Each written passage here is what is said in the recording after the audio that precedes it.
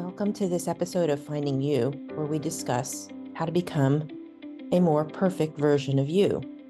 Let's just start with talking about perfect. Just to be clear, you are already perfect. You're a perfect human on a journey to becoming a bigger, more beautiful version of yourself. It's a process that's never done. So wherever you are, that's exactly right for who you are at this point in time. You don't have to try to be something you're not. You just are being invited to be someone who you already are, but maybe you've forgotten about. This more authentic version of you, when you achieve it, or the more that you achieve it, is just the easiest way to be. And it's more about unwinding your beliefs about yourself and who you should be, or who others think you should be, or who you think you should not be, or who others think you should not be. Because the only person that you really should be is your truest self. There's no one more beautiful and perfect than that. And there's no one who's more needed in the world than that. But that's easier said than done. I'm sure it's a concept that you can understand, but the question is, how do you actually get there? Well, it's actually quite simple and hard at the same time. It has to do with stop thinking. It's kind of funny because we're so taught to think and plan and analyze. And that's absolutely true and necessary in so much of life.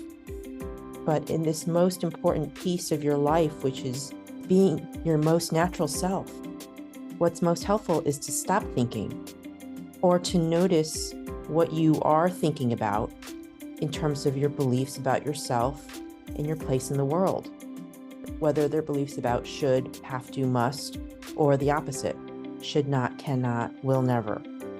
And if you find yourself feeling agitated, or you're anxious, or working really hard at something, and if it has to do with a task that you have to do, like paying your taxes or cleaning the house, well, just go do it.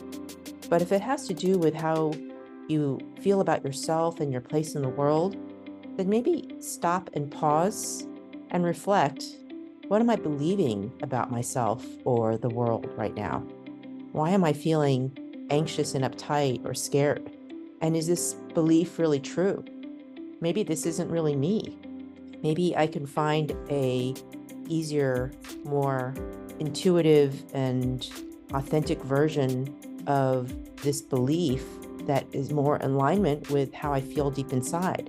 So this is, again, a thought exercise, but the way to address this question is to relax and find a quiet space, a quiet spot, and allow your mind to clear and empty, and allow your emotions to clear. If you're feeling stressed or anxious or sad, just allow yourself to feel that.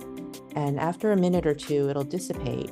And then you can feel into your heart and in your body for a deeper truth, a deeper wisdom about yourself and your world, and discover what's really important to you in that situation and in that moment. You might decide that you don't want to upset other people, and more importantly, you might decide that you have to be true to who you are and what you want.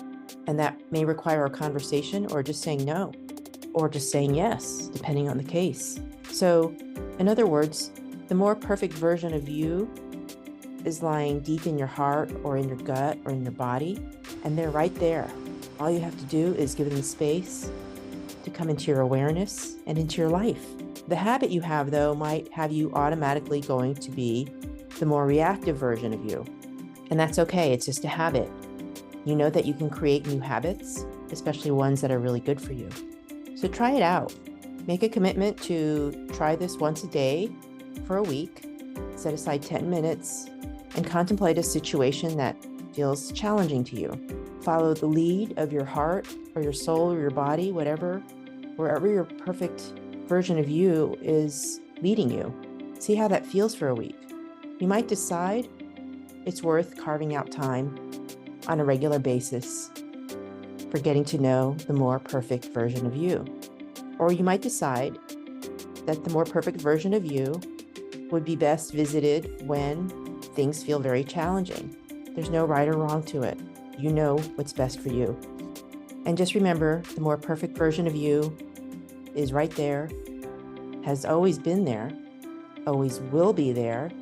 All you have to do is open the door to that conversation with that version of yourself. Thank you for listening to Finding You.